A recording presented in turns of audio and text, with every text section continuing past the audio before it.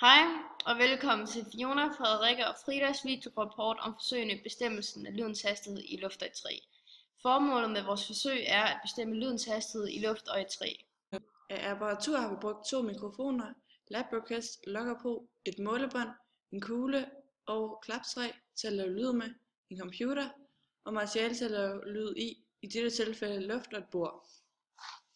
Vores opstilling ser ud, som den gør på billedet. Man kan se, at vi har koblet 2 mikrofoner til en LabQuest, som så er tilknyttet Frederikkes computer med Logger.pro.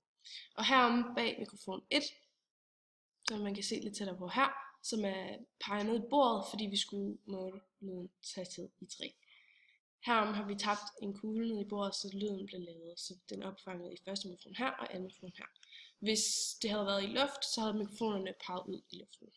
Det her det er et skærmbillede fra målningen i træ. Når vi skulle bestemme tiden ud fra målning 1, markerede vi stedet, hvor lyden blev registreret i første mikrofon, som er her, til stedet, hvor lyden blev registreret i anden mikrofon, som er her. Den røde er den første mikrofon, da vi kan se, den laver det første udsving. Den blå er den anden. Ud af x-aksen har vi tid, og y-aksen er udsving af lydbølgerne. Og her kan vi se Lydniveauet, som vi kommer tilbage til senere.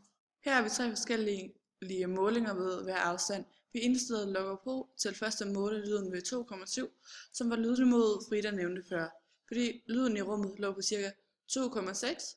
Derfor triggede den først ved 2,7, når vi enten klappede med klappetræet, eller når kuglen ramte bordet.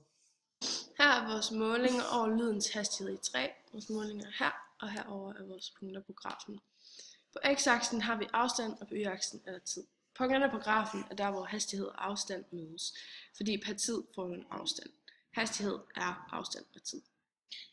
Der har helt sikkert været larm i nærheden, hvilket har påvirket forsøget. For eksempel andre elever er i gang med samme forsøg, og derfor har der måske været noget usikkerhed i forsøget.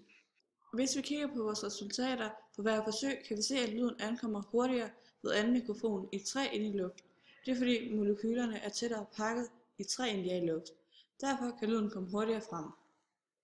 Vi har opfyldt formålet med forsøget ved både at måle lydens hastighed i både træ og luft. Vi har bearbejdet vores data og derfor også kunne sammenligne dem.